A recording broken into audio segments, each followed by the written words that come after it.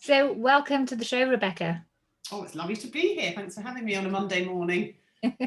Oh, I'm really excited to speak to you because you have a team of virtual assistants. And I know when people are building and growing their business, the first step is to get help. There's only so much we can do on our own, and getting a virtual assistant is a really practical first step. But I know that lots of people out there have questions on how to do that effectively, how to find the right VA, how do VAs read what's in my head, all of these kind of questions. Yeah. So I'm going to, if that's okay with you, pick your brains about all of this kind of thing in a moment.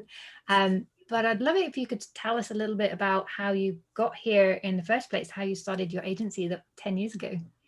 No, great.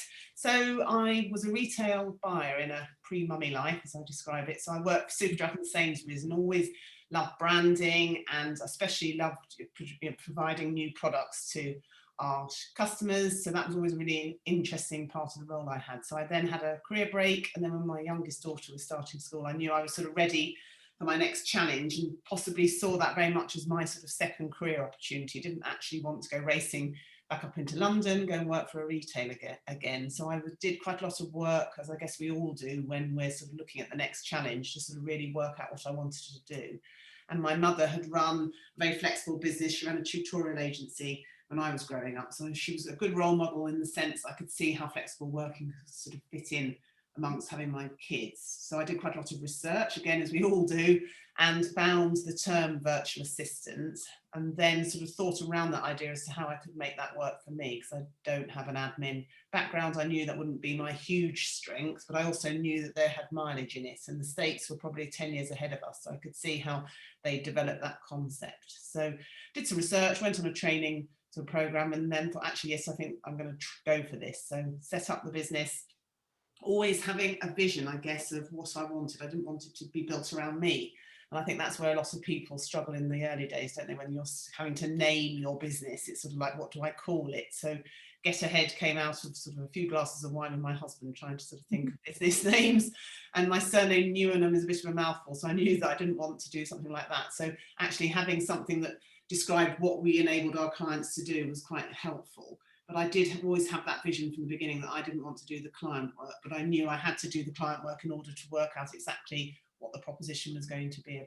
So that's how we started. And actually my first client was an all-women networking group. I told all my friends and family what I was doing.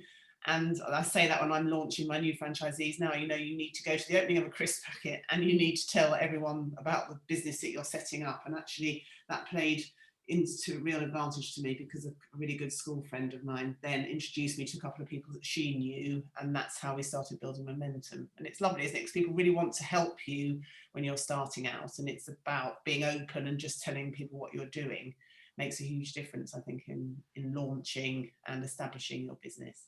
Yeah, absolutely. And I've had the same experience that in launching, I've had three businesses since I started out. And every time it's been just through mentioning to other people, well, this is what I'm doing now. And they're like, great. Oh, I'd love to work with you. Or you should speak to so and so. And It was lovely. yeah, not everyone is supportive. There are a few that say, oh, you should just get a job. What you're doing, you're nuts. And you have to be prepared for that. Because that, I think I haven't had too much of that, but I have had clients who have had an extraordinary amount of negative feedback from friends and family who think they're saying the right thing and doing you a favor. But of course, they don't have your vision. So you have to respectfully ignore them Yeah. and focus on those who will help you. And most people start a business, particularly if you're starting a sort of solopreneur business, to address a problem that you've noticed. And so if it's a problem for you, then the people in your network, typically a large proportion, are very similar to you. They're at similar life stage. They have similarities. So very often you'll find your first handful of clients already in your network. So you just have to, as you say, go out there and tell everybody what you're doing, and you'll find your first few clients. And then when you have your first few clients, you can start to build the confidence that you have something that you can sell, and then you can take No, it from there. absolutely. Yeah, and I think that whole profiling bit comes on board, doesn't it? Once you've worked for a couple of people, you can listen to what they're needing, and then it gives you that confidence to realise that there is a demand for what you're offering. But also you can tweak then the offering that you've got, because I started out just offering admin, And then someone wanted some help with some spreadsheets, and that's really not my forte. So that's when I started sort of looking at how I could bring people into the business to enable us to scale and always provide that service. But it is, a lot of it is analysis, isn't it? I think, and listening to what people are wanting, and then looking Yeah. at how you can give that solution. Yeah, absolutely. And one thing I've seen consistently, and I think every single guest we've had so far has kind of had, their story has illustrated this, is that where you start is never where you end up. No, absolutely. You learn and grow throughout that whole process, and what you can be doing, how you can be using your talents and your motivation, and how you can interpret your vision in different ways. That will always change as you grow, and you grow in confidence. And we always start, typically we start small, where we know what we can do, like with your oh, I'll start with admin, and then so what about spreadsheets? Oh, okay, what about spreadsheets? And then you just learn how to figure things out and add things in, and then, but it's always important, is to say, to track what you're doing, and refine things as well. So you kind of broaden out, refine, who are my best clients here, who's this service really working for, focus back in on them, and then you can kind of have this nice broadening niching process as you learn and develop as well. So it's really hard to predict where you're ever going to go, but you just have to kind of trust the process a little bit, I think. Oh no, I know, and I think that for me is the most exciting bit. And that's what I often say, when we go to a networking meeting, you think, oh, I can make a new friend today, because there'll be someone there I don't know and I've never met before, and you never know where those connections are going to take you, do you? And it's that open mind sort of piece, I think, is really important. Yeah, absolutely. And for a while I had a product business, and I used to have these tabletop events where you just go and you have a table within a shop or a club or at a market perhaps. And I remember I always I had other colleagues that were particularly market stalls, and they were like so disappointed when they didn't speak to that many people. But then I actually quite liked the ones where there wasn't so many, because then you actually got to had the time to speak to people and get to know them. And often, even if there was just 2 or 3 people came, you had 2 or 3 really great conversations, they would introduce you to other people. And as you say, you never know where that next contact's going to take you, or who they know. And once they really know, like, and trust you, which you can have much quicker in it, like a face-to-face conversation, then yeah, it can be really exciting. So you just never know where any encounter is going to take you next, which is, as I say, it's very exciting. Yeah. So when it comes to starting with a virtual assistant, as we mentioned at the beginning, when you're building a business, there is only so far you can take a business by yourself. You need a team at some point. Is there anywhere you would recommend people start with, or is there a typical type of VA that people should start with, or where does that begin? So what we often say to clients, everyone starts a business for a reason, don't they? And they suddenly might look back a year and then think, well, hold on a minute, the reason I set this business up was X, and I'm not actually being able to concentrate on that because I am doing absolutely everything. So I think people often come to us at that stage. Or we might have a startup that's got some funding and thinks, actually, from the very beginning, I know where I need to spend my time and I'm going to outsource the rest. But I think outsourcing, if I look back, even at 5 years ago, I remember being at an exhibition and people saying, oh, you're virtual. What does that mean? How could I possibly give you something to do? And you do it without needing to be there. And I think that there's been a huge shift in people's confidence for outsourcing. And I love it when you see someone that's in that situation where they've got so many things and juggling so many balls, and then suddenly they just release one of those and they shift in how they sort of feel about their business again. So we will often say to a new client, track for a couple of weeks actually where you're spending your time. So I think sometimes in our heads we think we're doing one thing when actually, and I'm quite good at sort of looking back and thinking, oh, I suddenly spent 2 hours on that social media, where did that go? So actually, to be completely honest with yourself and look at where you're spending time is probably the first sort of area. And our virtual support goes into sort of admin, but also into marketing as well. And I think as a business owner, you will naturally enjoy certain elements of what you do, and other bits of it you realise that actually those are the bits you need to hand over, and it's getting that balance.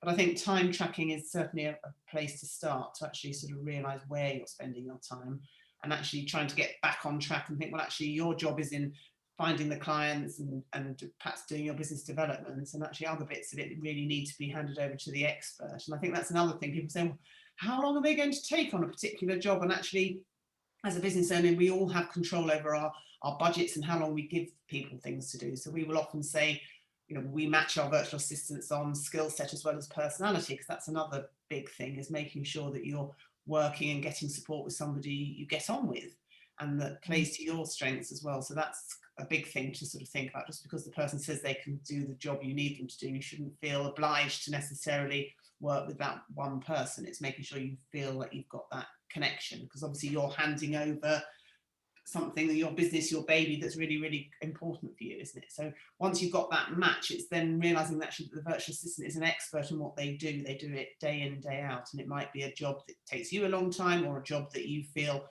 really boring, but actually for that right person, it's something they can do very quickly, and they can add huge value to you because they know how to do it more efficiently, and they're doing it all the time. And that's often a misconception, I think, that someone sort of thinks, well, it's such a boring job, I feel really embarrassed handing this over. And actually, it's really satisfying for the VA to be able to do it, tick it off the list, and know that they've made a real difference to somebody. Yeah, I remember when I employed someone to help me with my accounts the first time, because I really, numbers aren't the thing I love. I know they're really important, so I do keep an eye on them in my business, but it's not the thing I find enjoyable. And so I waste so much time putting it off. Exactly. I hear you. Yeah. But then when I spoke to her the first time, she was like, I can do this for you. And she was so excited. Like, yes.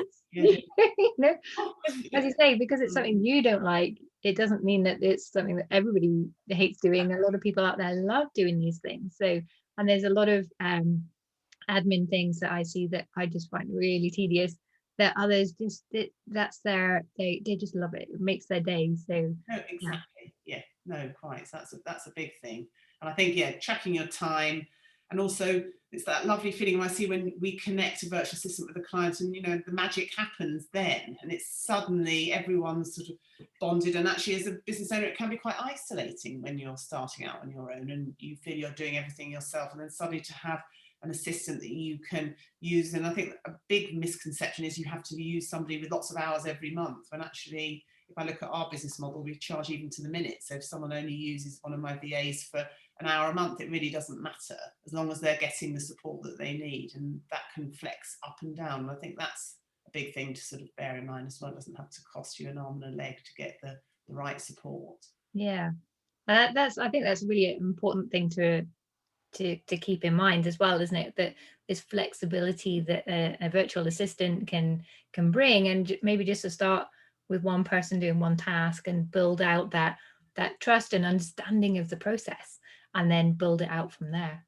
Yeah, no, absolutely. And the onboarding part is very important as well. So if I look at what we do, we match our clients with one of our team, and then we say to the client, the more you can give our VA up front in terms of access to the right systems, the passwords, give an idea of what your values are, what your vision is for the business, the easier it makes that transition then for the VA, because they sort of immediately understand where you're going, how you like to work, even down to the, are you somebody that works all hours of the day? How do you like to communicate? All those sorts of things are really important, because then that helps in the sort of the matchmaking.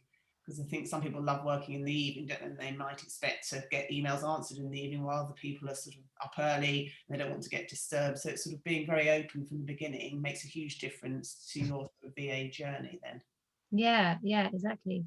So many things to think about there that I am sure, I know I've been furiously making notes. We'll be listening back too. So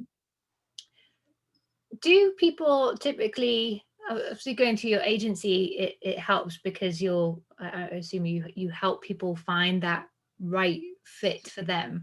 But do you see a trend of people having to go through 2 or 3 VAs before finding the right one? Or is there any kind of natural process there? Because I think sometimes I see people, they employ someone, it didn't work out, and then they never try again. Yes, and we do get people coming to us sometimes saying, well, I worked with the VA in the past, and that always sends slight alarm bells to me. So we work very hard then to sort of unpick, well, why didn't it work? So we had a new client, for example, at the beginning of lockdown. He's an MD, manages a team of 10. And I always remember when we were introduced to him, his assistant saying, oh, he's worked with a VA before and it didn't work out. So I found that, that you have to listen for things like that. And often we'll say to someone, have you worked remotely with some support before? And if they have, you want to sort of understand why it didn't work out. And often it'll be possibly a communication issue where perhaps they didn't explain what they wanted, or they were possibly slightly unrealistic in their expectations. So that's often a reason for someone for it not working out. And I think, if I look at us as an agency, we have, as I said earlier, that personality skill set mix, which is so important, because we have more than one person that can do a particular task, because you do need to feel comfortable. Not everyone will sort of fit the bill, even though you're not sitting in an office together. You need to have that complementary sort of connection with people.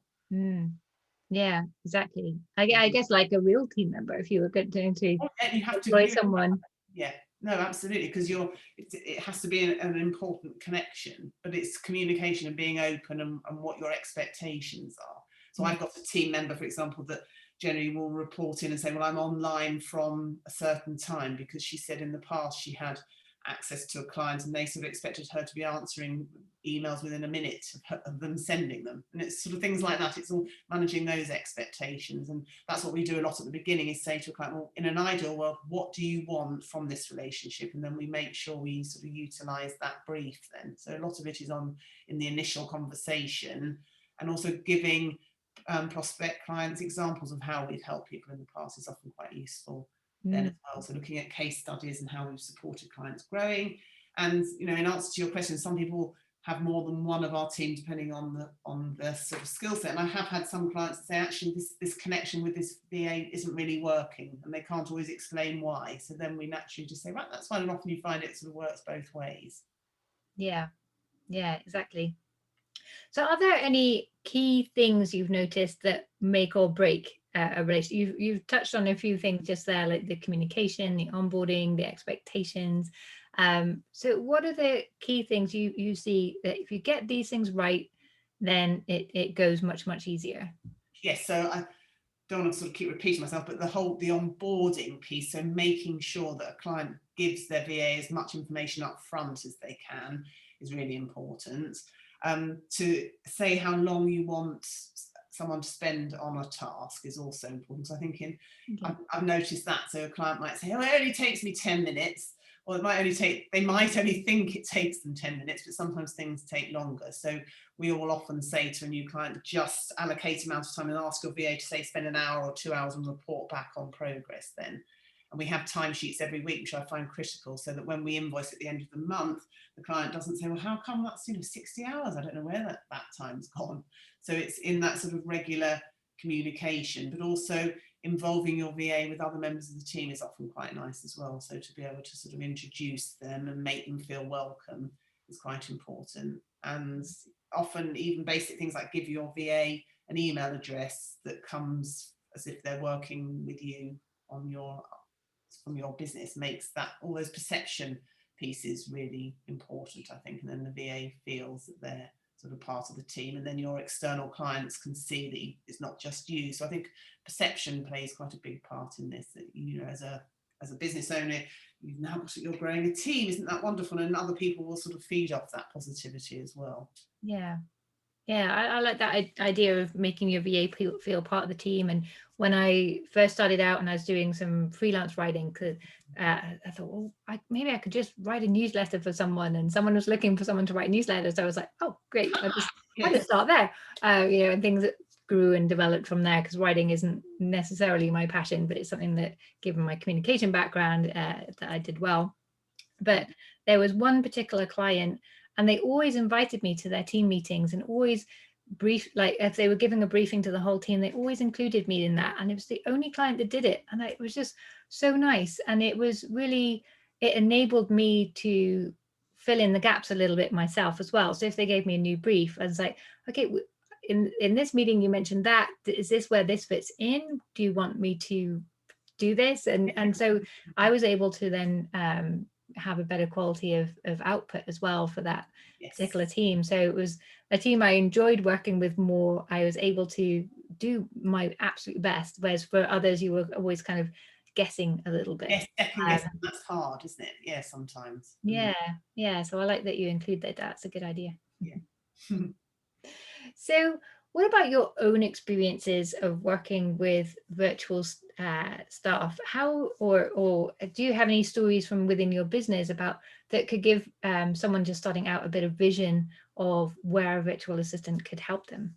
No, absolutely. So I've always been a huge advocate of outsourcing. So you mentioned newsletters. So I use one of my team to do our newsletter every month because I know that's her skill set. It's much quicker for her to sort of pull everything together. And she's been great at doing website management for me as well. So rather than just me using one person that can do everything, I've learned over the years that actually it's about cherry picking the right person for the job. So Jenny, for example, manages my website and she does my email newsletter.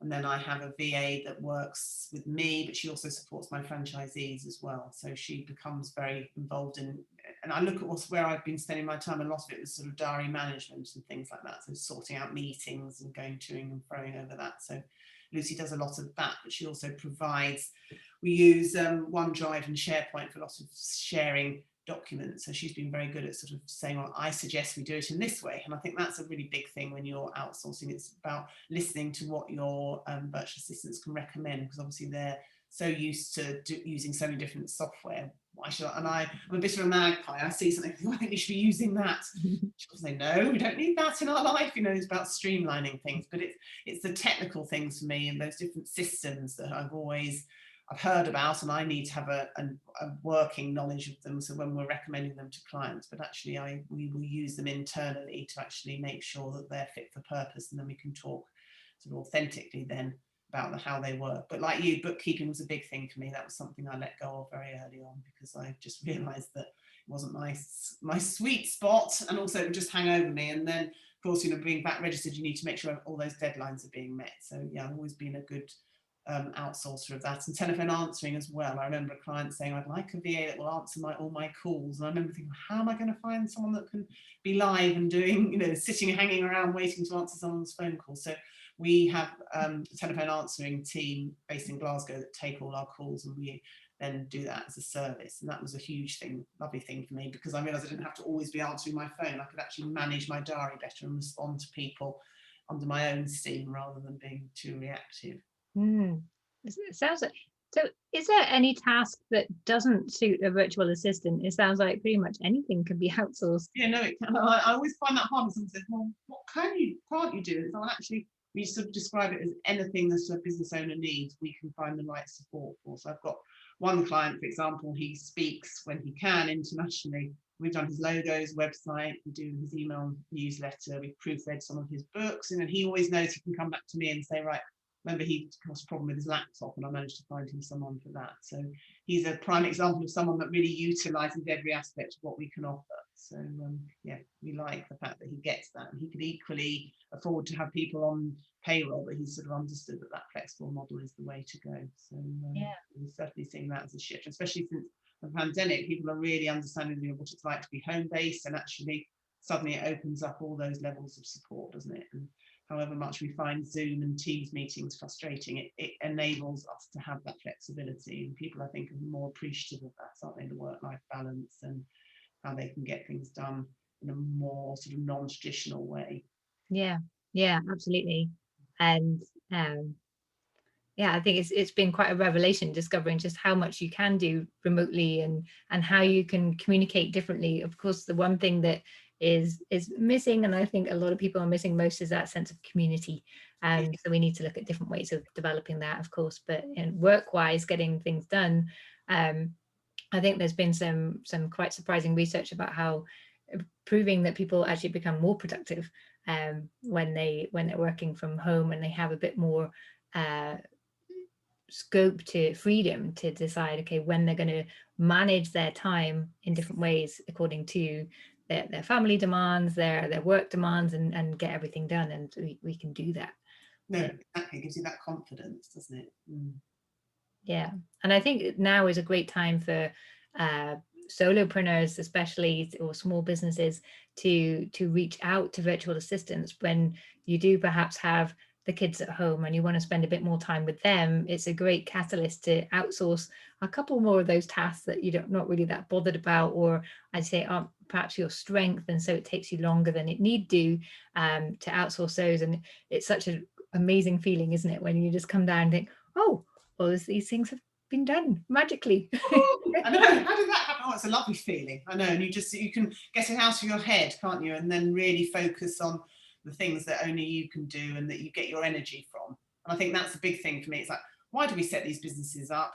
And if you're losing that sense of connection and that passion, it's such a shame, isn't it, if it's because you're being dragged into doing things you don't want to do. Yeah, and that's something that I've really learned the hard way, is to really listen into my energy levels. And we were just talking before the podcast, that's how this podcast was born, was because I was doing something with these interviews, but it wasn't reaching a big enough audience, and it wasn't really giving enough sort of visibility to the amazing accomplishments of the guests I was having, and listening into that energy, I could feel that, hang on, that there was something not off. What does this mean?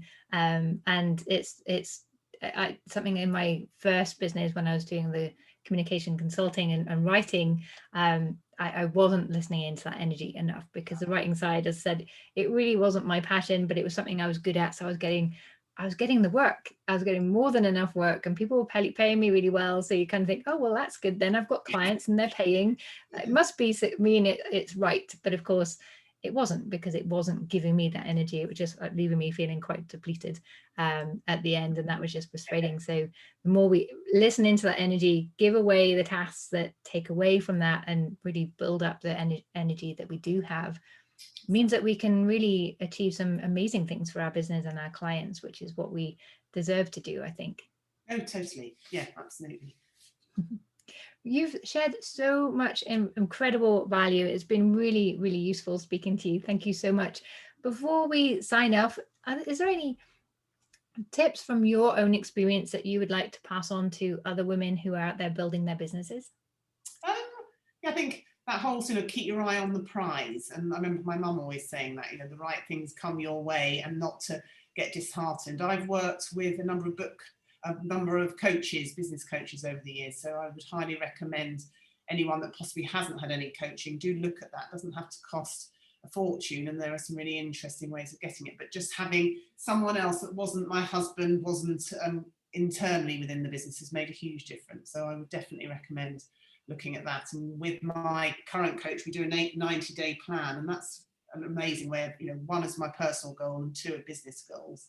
So actually, I love that feeling of breaking things down. And I think we spoke earlier about a lot of it is reflecting back, seeing where you're going, having that vision, and just not worrying if things don't go quite the way you plan them, and to learn from things. I've had a couple of clients that might not have worked out, team members that didn't quite work in the way I thought they would, and it's very easy to sort of get the negative feeling of that, when actually we all learn and then we move on and we reflect. And so having that opportunity to sort of see how you've done and where you're going is really, really important.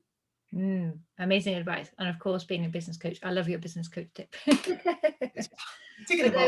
But I love that your coach is getting you to do those 90-day goals, because it does mean that you can really stay focused and you make so much more progress doing that. And I share with my clients a 5-step goal setting, and where you start with your big, hairy, audacious goal, where you want to be in like 20 years time. Then you break that down. You've got your 90-day projects that then break down to your daily schedule, and it just makes things so much easier and more exciting as well, when you're not stressing about what do I have to do today. You've got it all nicely mapped out, and you can see the progress you're making, and that really is a big thing. And when you can actually tick off big achievements step by step, you grow enormously as a person, and you see the results in your business too, which is fantastic. Yeah, no, absolutely. Rebecca, thank you so much for everything you've shared today.